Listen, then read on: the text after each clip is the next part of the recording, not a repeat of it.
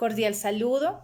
Quiero darle la bienvenida a este proceso de sensibilización de manera virtual que vamos a venir adelantando desde el proyecto de inclusión escolar, que lo he denominado Con capacidad, con felicidad, pues para darle un nombre y para que nos podamos vincular a esta gran labor y a este gran objetivo que tenemos como institución en llevar a cabo los procesos de inclusión educativa de una manera muy exitosa. La idea es que podamos soñar con impactar de manera local y darnos a conocer por las estrategias innovadoras que esperamos poder consolidar desde la virtualidad y por qué no desde la presencialidad en el momento en que sea posible. Asimismo, pues hoy les quiero mostrar y les quiero llevar a sus casas, a sus lugares donde se encuentran, una estrategia para aplicar el lenguaje inclusivo, un lenguaje que nos permita visibilizar al ser humano por sus capacidades y no tal vez por sus condiciones, pero también ser agentes transformadores de pensamientos, de actitudes que discriminan a diario las personas con discapacidad. Y pues también la idea es poderles brindar ese tipo de herramientas para que ustedes en el momento en que vayan a interactuar con una persona la reconozcan desde sus habilidades y puedan comprender y puedan ser eco de esa transformación que esperamos como sociedad, como institución, como familia, que quizás tenga alguna persona con discapacidad, pues que realmente el trato hacia esta población sea un trato digno. Entonces, para que nosotros podamos entender qué es un trato digno, pues tenemos también que saber cuáles son los parámetros y cuáles serían los paradigmas que necesitamos transformar en nuestra sociedad y pues obviamente ir consolidando de buena manera en nuestra institución educativa. Entonces, esta estrategia de lenguaje inclusivo busca impactar de manera positiva las prácticas educativas, pues porque la idea es que nosotros seamos transformadores y nos apropiemos de los beneficios que trae el proceso de educación inclusiva en el aula y no solamente en el ejercicio pues del tema del derecho y de estas cosas que trae implícitamente todo este proceso escolar, sino que también asegurarles tanto el ingreso, la permanencia y la promoción desde un punto de vista del reconocimiento y de unos aprendizajes desde el diseño universal. Entender que la flexibilización es algo que nos toca en algún momento, entender que hay chicos con o sin discapacidad que presentan alguna barrera en su aprendizaje y pues que nosotros como docentes y como institución educativa pues esperamos poder acompañarlos, apoyarlos y ayudarlos en ese proceso para lograr superar cualquier dificultad que en un futuro pues no acarree otras implicaciones cognitivas o otros retrasos en su aprendizaje. Entonces, bueno, esta transformación de conceptos, transformación de determinar una persona por su condición física también es necesario transformarla desde nuestro vocabulario.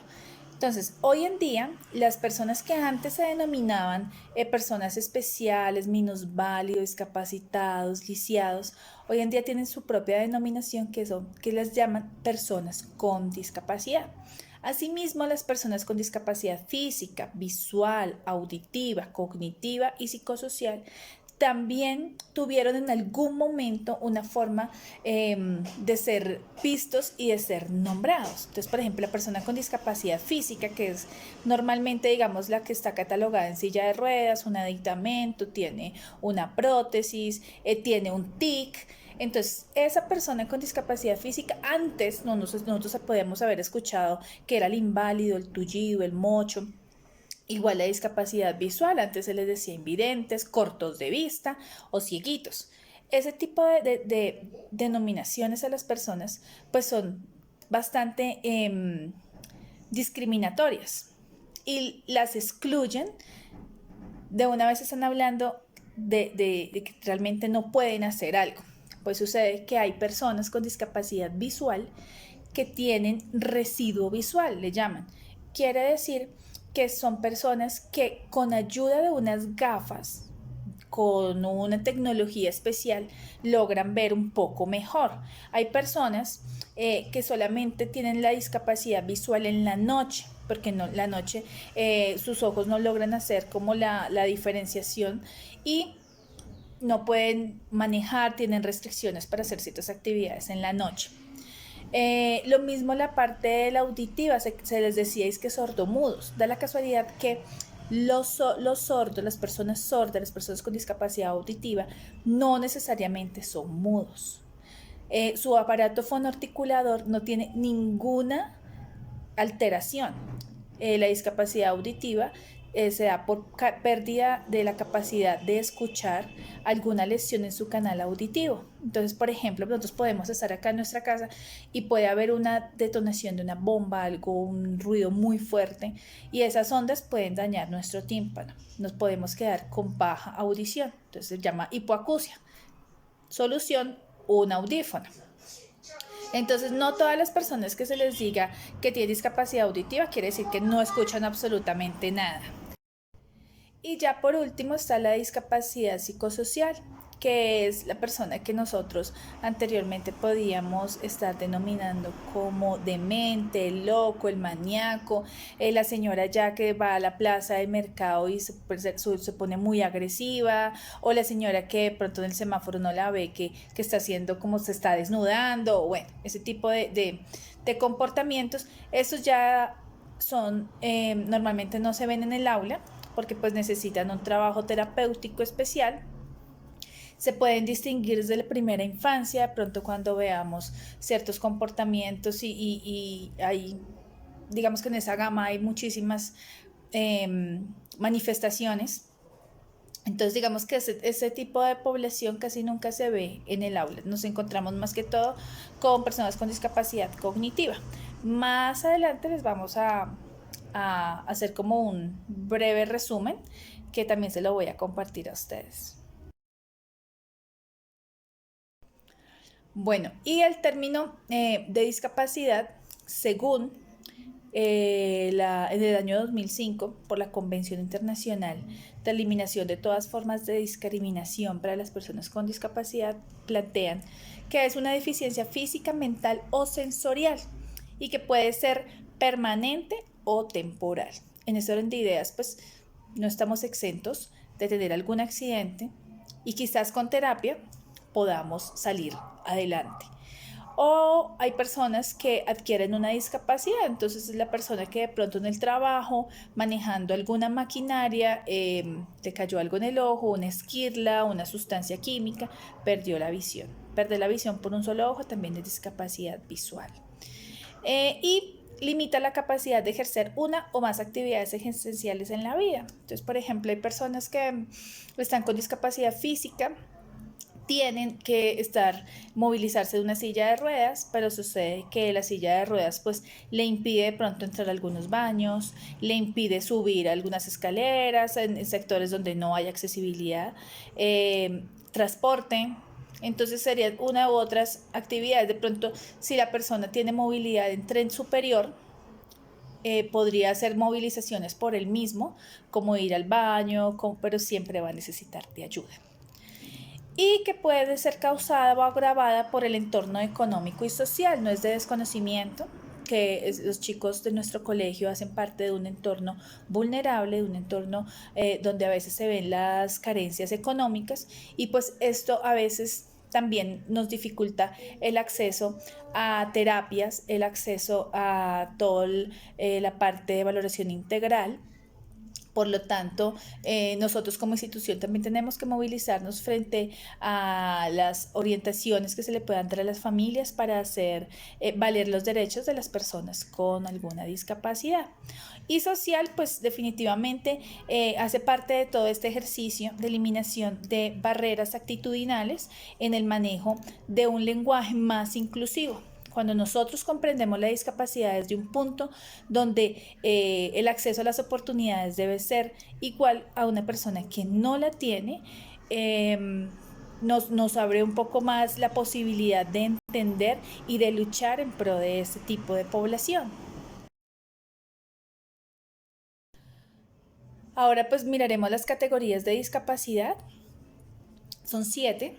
Entonces aparece la discapacidad física, que pues hace referencia a toda la parte de alguna ausencia o pérdida de parte del cuerpo. También dice que hace parte también de las funciones a nivel musculoesquelético, neurológico, cognitivo, y también puede ser adquirida o por nacimiento. Viene la discapacidad auditiva, que es la segunda, es donde dice que a veces no hay posibilidades de discriminar sonidos, ni comprender el tono de voz, pero estas personas con discapacidad auditiva, cuando nacen con ella o la adquieren a muy temprana edad, adquieren también la habilidad de leer los labios. Pero tiene que estar la persona enfrente. No podemos, ellos no logran leer los labios si están al lado de uno o diagonal, bueno, les queda un poco más difícil. Y lo que yo les comentaba, no quiere decir que la persona con discapacidad auditiva no pueda oralizar. Incluso ellos deben aprender a oralizar en su proceso de aprendizaje de lengua de señas, porque da la casualidad que no todo el mundo conoce este tipo de lenguaje. Entonces, cuando ellos se presentan a un entorno normal, a un entorno social, donde no tienen acceso a un intérprete, pues ¿qué hacen? Hacen la oralización de lo que necesitan o son buenísimos para señalar y para hacer toda la parte de expresión corporal. Ahora bien, continuando, tenemos la discapacidad visual, pues que también hay que dar claridad, que no quiere decir que una persona que tenga discapacidad visual tenga totalmente pérdida de su habilidad para ver. Hay personas que necesitan, por ejemplo, gafas con tecnología especial para poder leer o para poder movilizarse en una ciudad, ver el transporte, ver el letrero, bueno. Y hay otras personas que solamente tienen pérdida visual por uno de sus ojos. El otro ojo hace la compensación y pues también necesitan una adaptación de gafas para que esta pérdida, esta compensación pues no genere más deterioro del ojo, que realmente sí nos puede ayudar a ver. Ahora hay personas que en la noche usan bastón, pero en el día no, porque su residuo visual les permite ver bultos, les permite ver siluetas, formas, entonces pues no necesitan en el día como tal el bastón. Ahora la sordoceguera es la discapacidad que resulta de la combinación de la discapacidad visual con la discapacidad auditiva. Esta comunidad está muy bien organizada y tiene unos momentos como de presentaciones, de visibilización de esta organización. Ellos hacen todo el proceso de aprendizaje por medio de lengua de señas, mano sobre mano, es decir, que la persona con discapacidad de sordoceguera pone su mano debajo del intérprete. Esta persona, que es el intérprete, realiza el movimiento de la lengua de señas y esa persona que es la sordociega hace la interpretación. También son personas que logran hacer bailes, interpretación de instrumentos musicales. ¿Cómo lo hacen? Por medio de las vibraciones. Cuando se presentan sobre unas tarimas de madera y este material pues lo que hace es reproducir la vibración de manera más amplia. Estos chicos de discapacidad de sordoceguera no es normal verlos dentro de un proceso de habla inclusiva, pero el de discapacidad visual sí.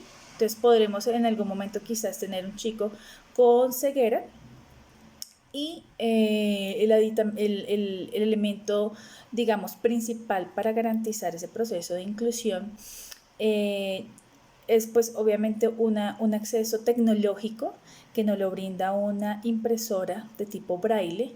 Esta impresora lo que hace es convertir el material libro PDF en un material braille.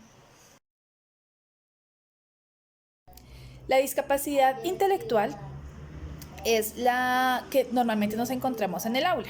Entonces el chico con síndrome de Down es el chico con un coeficiente intelectual un poco más abajo del promedio, Es un chico que se le dificulta de pronto resolución problemas, hacer unos juicios un poco de valor, aprendizajes académicos, pero bueno, la idea es que en este proceso pues tengamos toda la posibilidad de hacer procesos de flexibilización y también comprender un poco lo que es el diseño universal de aprendizaje, que también tanto para discapacidad como para la población en general es un buen enfoque para llevar a cabo un aprendizaje exitoso con todos los estudiantes, porque sabemos que hay ritmos de aprendizaje distintos sin que necesariamente haya discapacidad.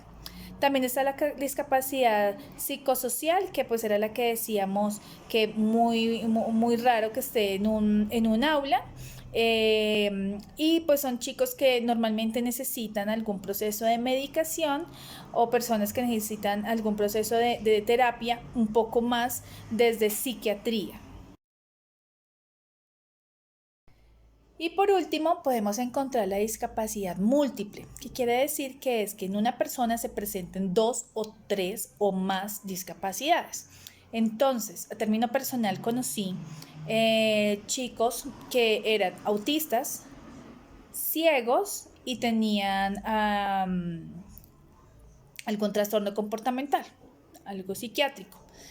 Como también de pronto podemos estar hablando de una chica que tenga síndrome de Down y tenga baja visión, o un chico con discapacidad cognitiva y que tenga discapacidad motora, en silla de ruedas o necesite muletas o una prótesis.